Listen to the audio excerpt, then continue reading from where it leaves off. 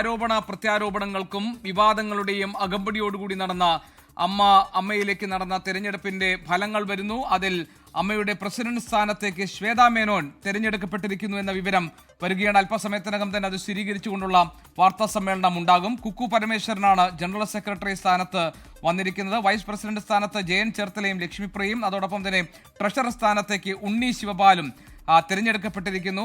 വളരെ വാശിയേറിയ വീറും വാശിയും നിറഞ്ഞ ആരോപണ പ്രത്യാരോപണങ്ങൾ നിറഞ്ഞ വിവാദങ്ങൾ വലം വച്ച ഒരു തെരഞ്ഞെടുപ്പായിരുന്നു കഴിഞ്ഞത്.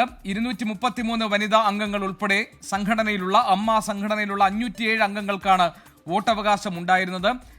പ്രമുഖ താരങ്ങളൊക്കെ തന്നെ വോട്ട് ചെയ്യാൻ വേണ്ടി എത്തിയിരുന്നു.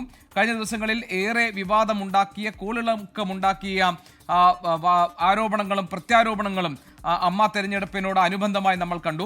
ഹേമ കമ്മിറ്റി റിപ്പോർട്ടിനെ തുടർന്നുണ്ടായ വിവാദങ്ങളുടെ പശ്ചാത്തലത്തിലായിരുന്നു മോഹൻലാൽ അമ്മയുടെ പ്രസിഡന്റ് സ്ഥാനം കഴിഞ്ഞ ഓഗസ്റ്റ് 27-ന് രാജിവെച്ചൊഴിഞ്ഞത്. ഇതോടെയാണ് വീണ്ടും ഒരു തെരഞ്ഞെടുപ്പിനുള്ള കളമൊരുങ്ങിയത്. സ്ഥാനാർത്ഥി പ്രഖ്യാപനം വന്നതിന് തൊട്ടു പിന്നാലെ തന്നെ ചേരിതിരിഞ്ഞുള്ള ആക്രമണങ്ങളും പ്രത്യാക്രമണങ്ങളും നമ്മൾ കണ്ടു. വലിയ വിവാദങ്ങളുണ്ടായി. ശ്വേതാ മേനോനെതിരെ അശ്ലീല ചിത്രങ്ങളിൽ അഭിനയിച്ച് പണം സമ്പാദിച്ചു എന്നൊരു കേസ് ഉയർന്നു വരുന്ന സാഹചര്യമുണ്ടായി. സെക്രട്ടറി സ്ഥാനത്തേക്ക് മത്സരിച്ച കുക്കു പരമേശ്വരനെതിരെ ഒരു വിഭാഗം വനിതാ അംഗങ്ങൾ രംഗത്ത് വന്നതുമൊക്കെ വളരെ കലുഷിതമായ അന്തരീക്ഷം ഉണ്ടാക്കിയിരുന്നു.